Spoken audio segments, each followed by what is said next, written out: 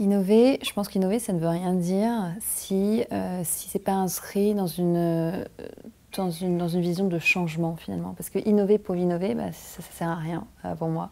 Donc finalement, on peut dire que le tableau numérique interactif est une innovation, mais elle n'apporte en rien un changement de paradigme. C'est-à-dire qu'on fait toujours cours de la même façon, mais à la place d'une craie, on utilise un stylo.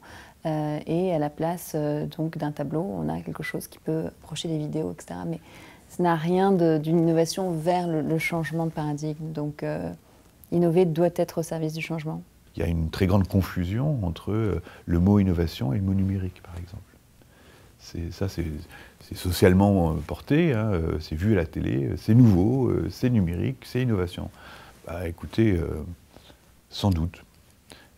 Mais on fait la preuve tous les jours que tout ce qui est numérique n'est pas innovation, et tout ce qui est innovation n'est surtout pas numérique. Et donc ça nous dit bien quelque chose. Ça veut dire que dans l'innovation, ce qu'on va rechercher, c'est bien non pas quelque chose autour de l'équipement de la technologie, quelque chose autour du produit ou de la production, mais je viens de le dire là, c'est autour des manières d'apprendre. C'est-à-dire dans l'innovation, on va rechercher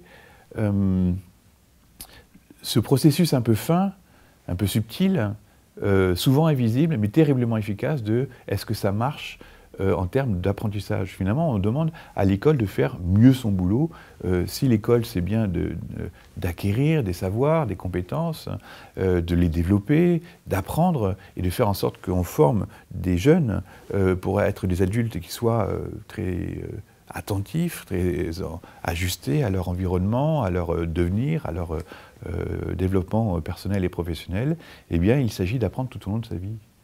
Innover à l'école, à la maison, en permanence, c'est non seulement important, mais c'est naturel. Enfin, je pense vraiment que les enfants naissent avec un potentiel de chercheurs nés, de scientifiques nés, qui passent leur vie à faire des hypothèses, à toucher à tout, à faire des expériences, parce qu'ils ont en permanence besoin d'explorer et de créer et d'innover de façon tout à fait spontanée.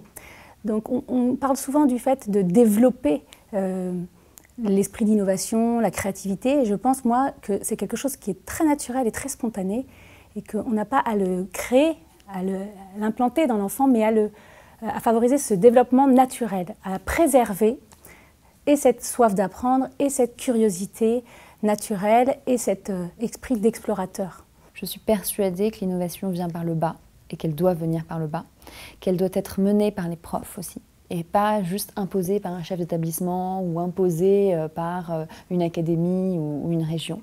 Et si ça ne vient pas par le bas, ça ne marche pas.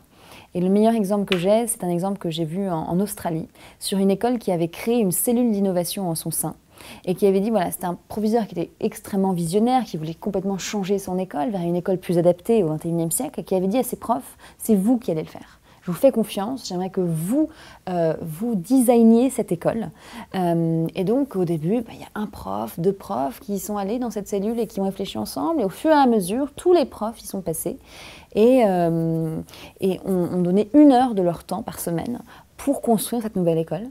Et au bout de 5 ans, donc ça a quand même pris 5 ans, l'école a été complètement rebâtie, il n'y a pas de mur, c'est très très novateur. Donc les élèves travaillent sur la pédagogie par projet, les profs ne font plus cours. C'est uniquement du coaching et du mentoring, quoi. Et ça a été mené par les profs, et donc ça fonctionne très très bien parce que c'est leur projet, ils y tiennent, quoi. Et donc ils tiennent à son succès. Et ça c'est extraordinaire. Donc je pense que oui, ça doit venir du bas et des profs si possible quand on parle de l'innovation pédagogique dans l'école.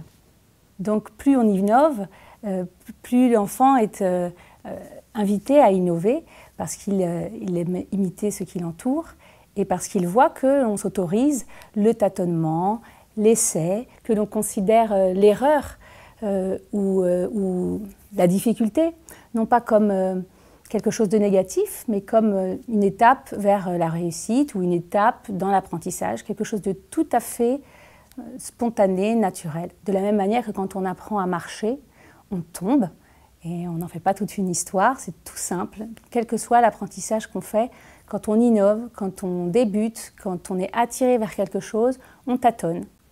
Si moi, prof, si avec mes collègues, je me mets à faire différemment, à me mettre ensemble et à décloisonner mes cours, à aller voir chez l'un, chez l'autre, de ça à en parler, eh bien, ça me fait apprendre.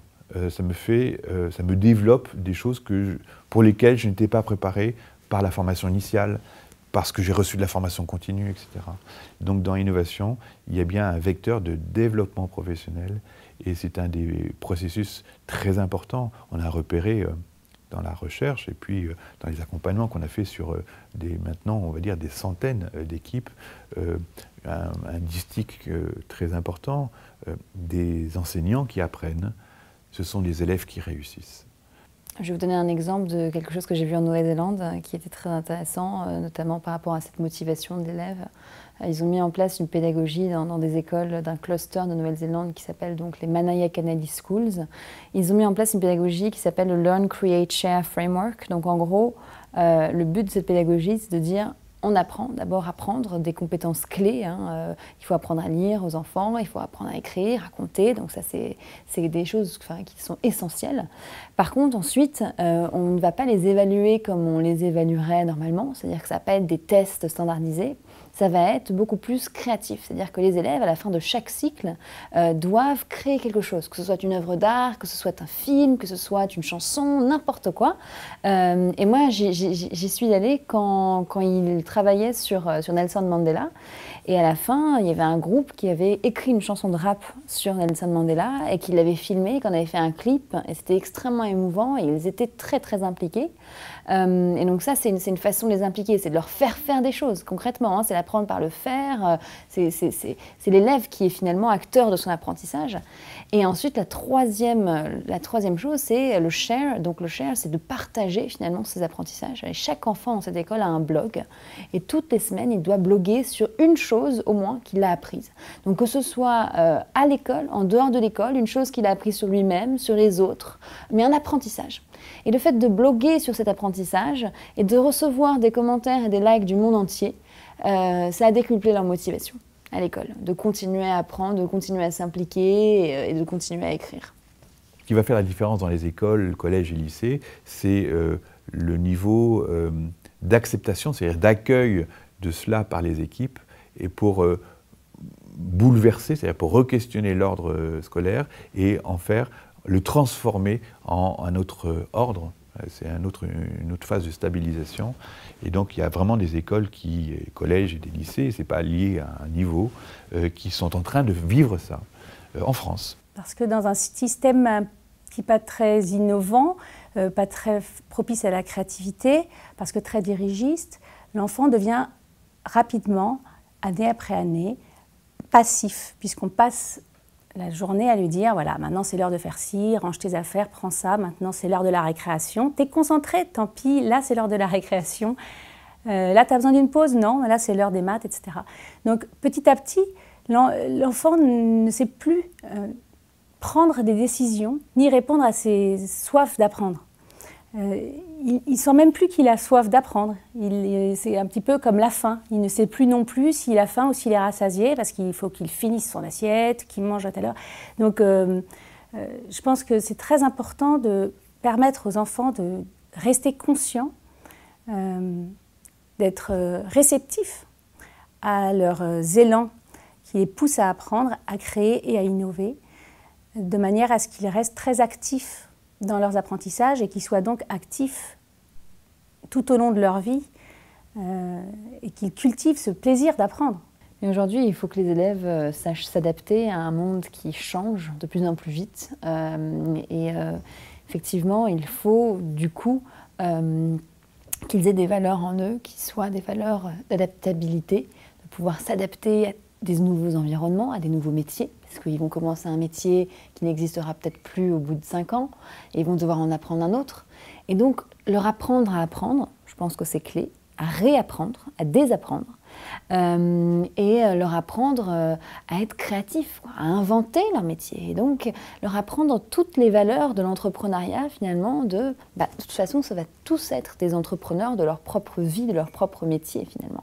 Et donc, être entrepreneur, ça requiert un certain nombre de compétences et une certaine confiance en soi.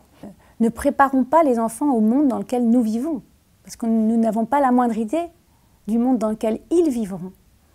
La seule chose qui soit importante, c'est de leur apprendre à s'adapter.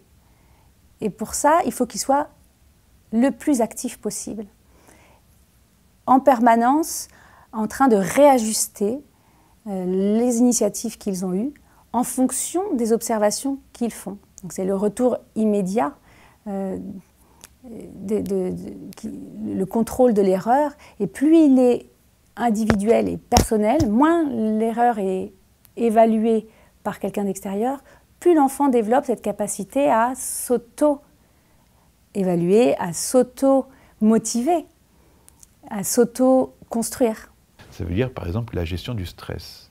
Par exemple, la gestion de son sommeil, notamment du déficit de sommeil. Ça veut dire la gestion de son image de soi. Ça veut dire aussi, par exemple, la gestion et même le développement de l'estime de soi. Vous voyez que toutes ces choses dont on ne parle surtout pas à l'école, voilà.